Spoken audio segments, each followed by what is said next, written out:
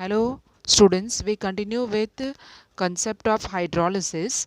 When a salt, which is always a strong electrolyte, is dissolved in water, the ions of this salt will be formed. Means the result of this reaction will be you will get cation and anion. And there will be one more equilibrium. Water will dissociate to give you hydronium ion and hydroxide ion.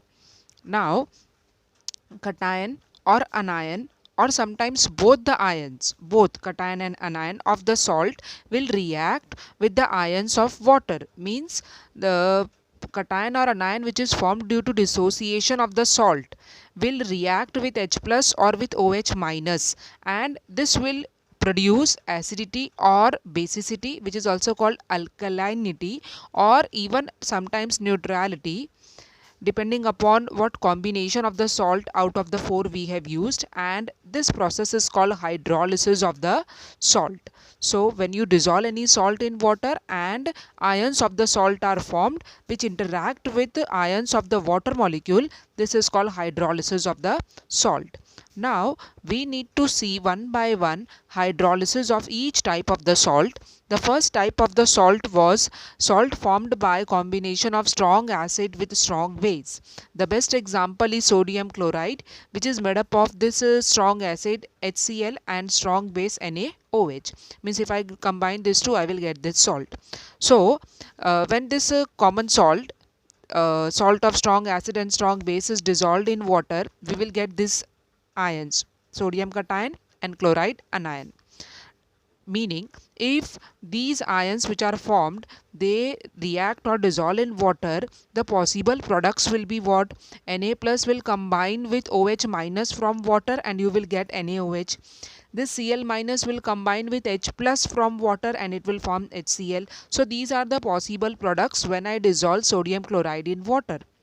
Okay, but if you see these products, they both are strong electrolytes. This is strong acid and this is strong base. So they will immediately dissociate into these ions H plus Cl minus, Na plus and OH minus. And if you see carefully, these are actually same as that of the reactants. This H plus will combine very fast with OH minus to form water, and this Na plus will combine with Cl minus to give NaCl. This NaCl and water are nothing but our reactants, meaning reactants and products are same. So we can say that there is no hydrolysis when we dissolve salt of strong acid and strong base in water.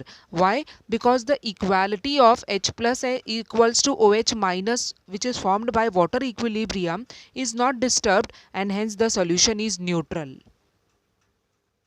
Second type of the salt was salt of strong acid and weak base. Strong acid, sulfuric acid is strong acid. Weak base, copper hydroxide. If these two combine, the salt formed is that blue color copper sulfate solution. So this copper sulfate solution is an example of strong acid, salt of strong acid with weak base. Now let us see how the equilibria from this salt will be formed. Copper sulfate, when we dissolve in water, you will get this cation and this anion, right? Cu2 plus copper ion and sulfate anion if this dissociate. Now this is sulfate ion, because it is negatively charged, it should react with H plus from water, but actually it is not going to react, because even if it dissolves in water and react with H plus, it will form H2SO4, which is strong acid and hence a strong electrolyte. And we know that during hydrolysis strong electrolyte products are not considered. So we ignore sulfate and we come to Cu2 plus. Because this is positively charged, it is going to react with OH minus from water and it will form copper hydroxide, which we know is a weak electrolyte.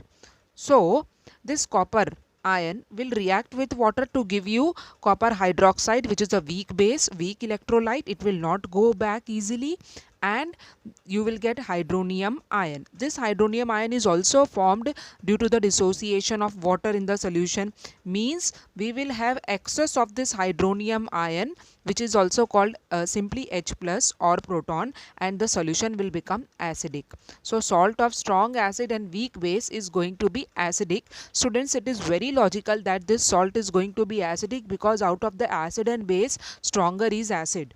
So the overall solution will be acidic in nature. This was only with the help of equilibria how we prove it.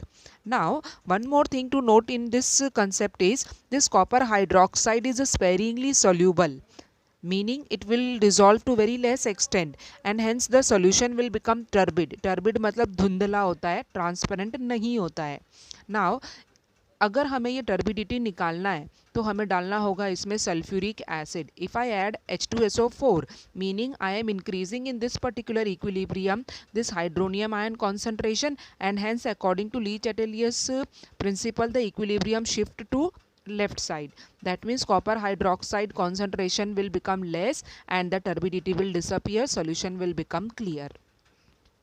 Now, third type of the salt is the salt of weak acid and strong base. Weak acid example is acetic acid and strong base is NaOH. If these two combine, you will get this salt, which is sodium acetate.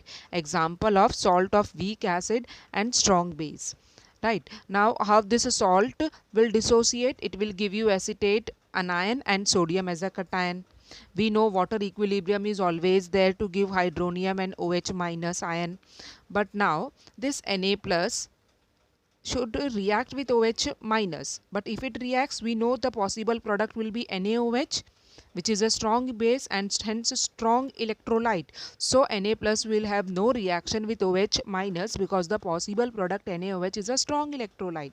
So we come to the another ion, that is acetate ion. If this combines with water, very logical that this is negatively charged, so it will react with H plus from water and it will form acetic acid and OH minus.